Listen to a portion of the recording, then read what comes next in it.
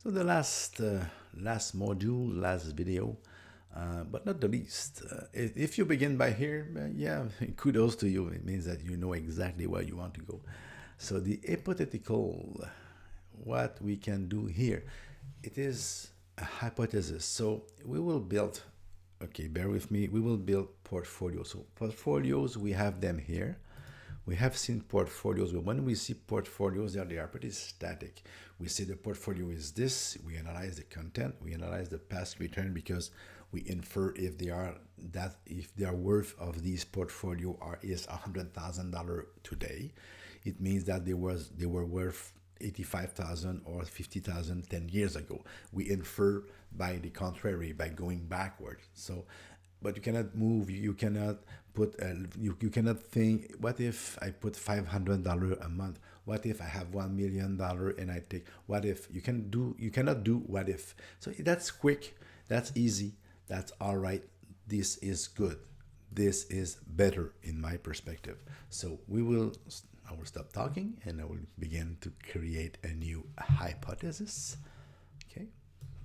And we begin with that new screen again. We can go and find new mutual fund, of course. We can go in all the universe. I can go into the list, but if I don't want to take to redo work again, I can do just here in client portfolio. Check that out. I can go in client portfolio. I click here. And remember Maggie? I click on Maggie and example 2, and I want to do a analysis on her portfolio. So Maggie, example 2, nothing to do. I say boom. Her funds are there. I say add them all, no problem. That's done. I go here. The number are already there.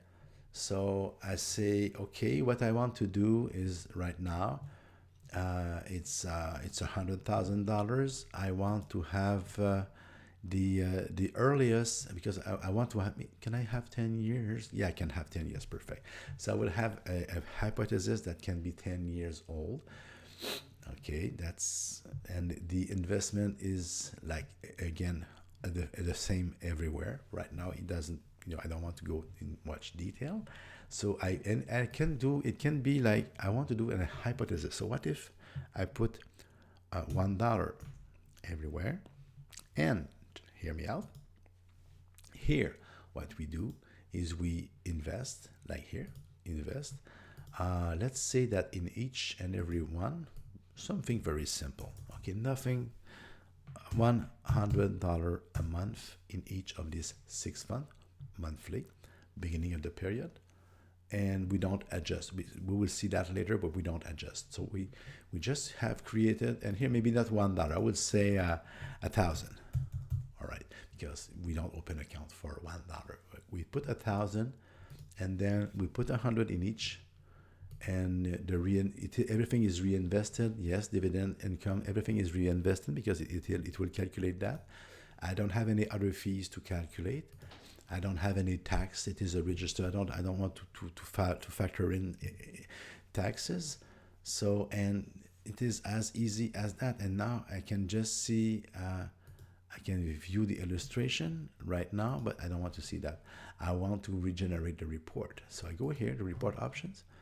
I want to have the portfolio.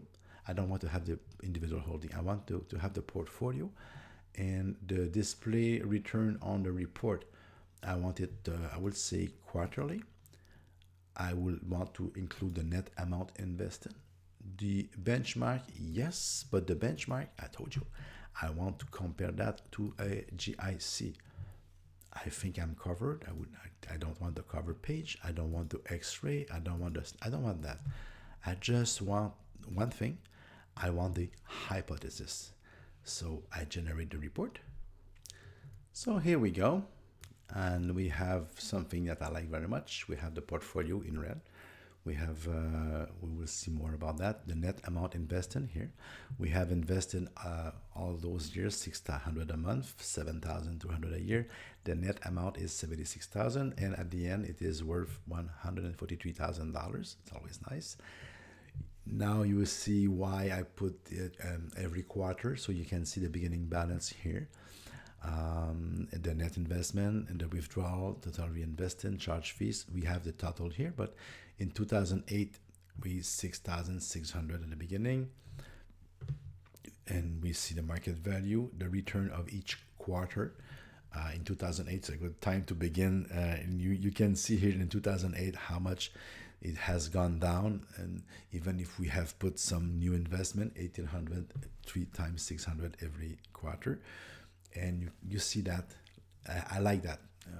I don't know for you, but for me, quarterly, when you put money or you withdraw money, it's just a nice amount of data, I think. Here you can see an interesting graph of the place each and every mutual fund takes into the portfolio, depending on the growth, because we have at the beginning, we have put everything equal, but you can see that by the end, some mutual fund take more place than others, and we can see it here, okay? And that's it. So that's very, very, very simple. It is the hypothetical portfolio illustration that is just to show somebody what it can do to put money aside for, in that case, it was 10 years. I can do that in 5 years. I can just go back here and change the amount. I can, of course, change the mutual fund. I can change everything in that. Of course, there is no reason why we cannot do that. So, and you can save it like this, and you can, you can give it a name, and let's say 100 per month, 6 funds. No imagination, and you close that, and now you have that illustration here, and you can go there and you can open it after that, and you can edit it, and you can choose the funds. It can be your proprietary fund. It can be the fund that you love the most. Those are just Mackenzie, Canadian bond, dividend, advantage, a bunch of all sorts of funds. And for me, what I like about it is it's you're able to see in real time. Let's go for another one, okay? Before I do the last, let's say we will see in the Canadian funds a Chinese fund in China. Do I have a fund? Okay, good.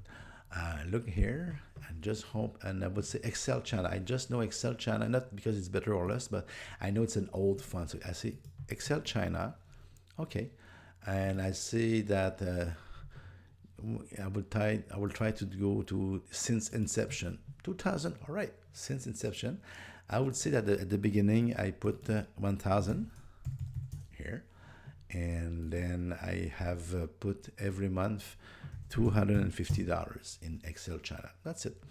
Don't touch. Report option here. I don't want to compare to the S&P. I compare it to, I don't not compare it to nothing. I will not include the benchmark, and I will include the net amount. I want it, of course. I would say maybe because it's so, I would say semi-annually, and I want to have the individual holdings that doesn't change because it's just one fund. All right, and then I want to generate the report. As you may imagine, China was a bit of a rocky road, but we began in 2000. It's now 18 years in the making, and I have invested $55,000 over time, and now I have $115,000. Thanks to for the last couple of years, because before that it was not that great. But now the cumulative return is 264%, an average annualized rate of 7.4%. And I can see here it goes faster because instead of quarterly, it's semi-annually.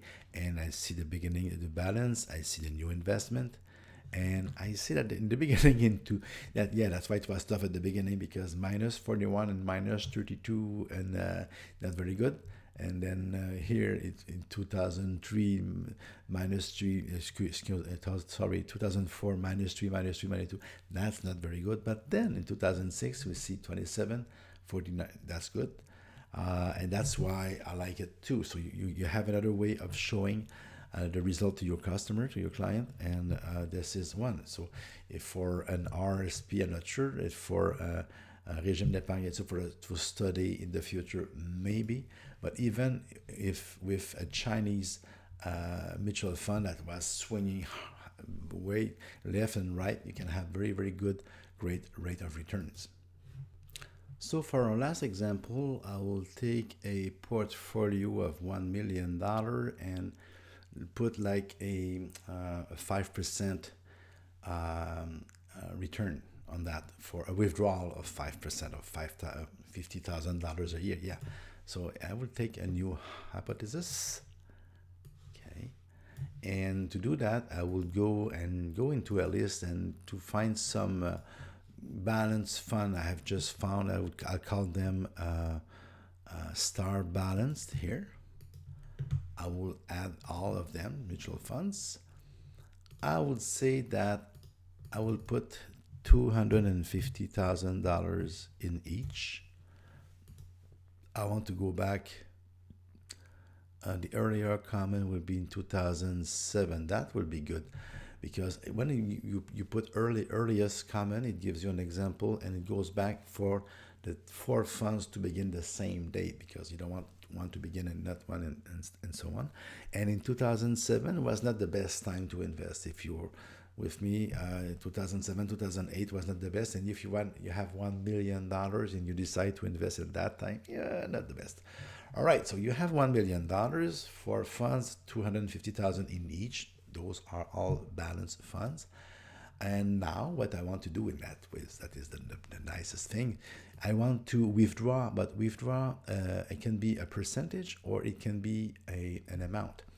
Because it's 1 million, because it's 5%, and I want it to be adjusted for inflation. That's why. So I say I want to withdraw, and it is $50,000 a year.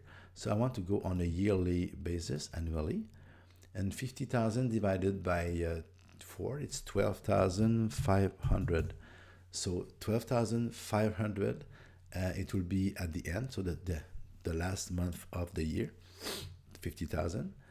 And then here the upward adjustment would be in percentage, and I want it to be adjusted at 2.5%. So I want the $50,000 to go up 2.5% each year, and I don't want to liquidate the investment at the end. No, I want to do it at the end of the year too. So that's it. So I have my setup. I have my 4 funds. I have 250 in each, $1 million. I withdraw 12,500 each year at the end. If there is reinvestment, yes. There is no fee, no. The report options, I want just the portfolio, of course. I want to have it semi-annually. It could be annually. Simple. Annually. Please, yes, include the net amount invested. And I don't need a benchmark. I just want to have like this. I don't need anything else. Just include the amount annually, portfolio. That's it. I'm supposed to have what I want. That's clean. I know it's a good thing. So we have put at the beginning, it was $1 million. The green line is the amount that has been invested, and because we are always taking money, so the amount invested now at the end is 400. The net amount is 439. So it means that we have taken away $540,000, and we still have at the end $1 million. That's not bad. So we have invested. Think about that. We have invested in the market in 2007 a lump sum of $1 million. We have taken every year 50% plus indexed, and we have still $1 million. So what's it look like? So here we instead of quarterly, semi-annually, now we see the result annually. We see the new investment, $1 million. There was at the end of that year, because we invested in May, so there was $31,000 of dividend that has been reinvested. At the end of 2007, it was just worth $956,000. So we haven't even taken anything yet, and it was under.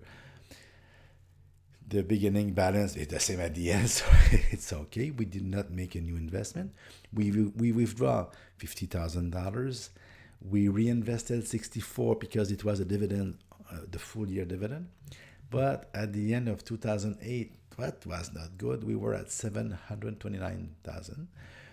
And 2009, we retrieved 51,000. We received 35 less.